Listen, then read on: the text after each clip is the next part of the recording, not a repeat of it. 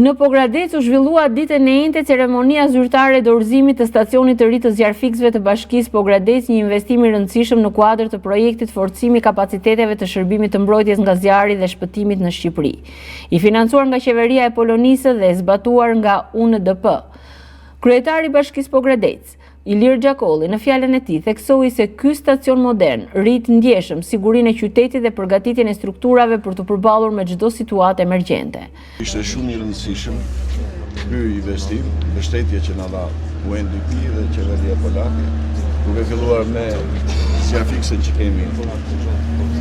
këtu mbas nesh, edhe me këtë ndërtesë të re, pra nuk është rekonstruksion, por është një godin e re që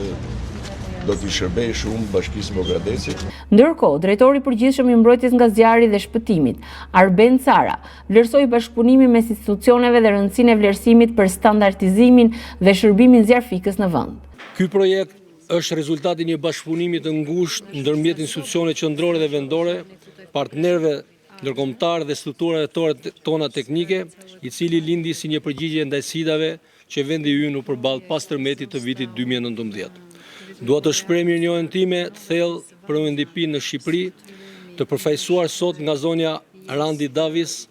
për mbështetjen e vazhdueshme dhe angazhimin e palodhur, profesionalizmin e jashtëzakonshëm në çdo fazë të këtij projekti.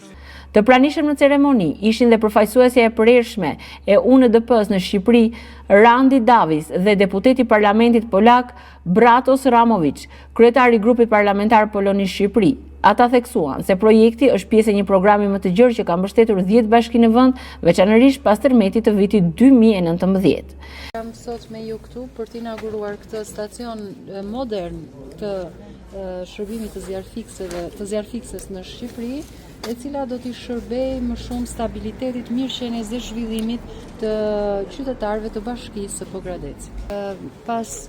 po themi, fatkeqësisë së tërmetit që ndodhi në Shqipëri në nëntor të vitit 2019, qeveria e Republikës Polonisë që përgjigj pozitivisht apelit të qeverisë shqiptare në konferencën e donatorëve të mbajtur për këtë qëllim dhe vendosi të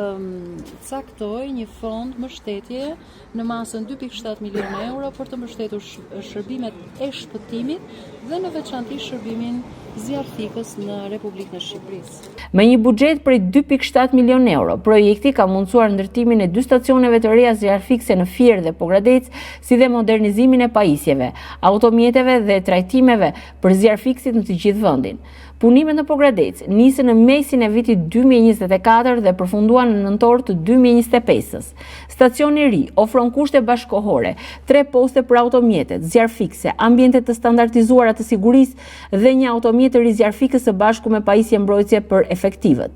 Ky investim përfaqëson një hap të rëndësishëm për rritjen e kapaciteteve të reagimit ndaj emergjencave dhe forcimin e sigurisë së komunitetit të Pogradecit.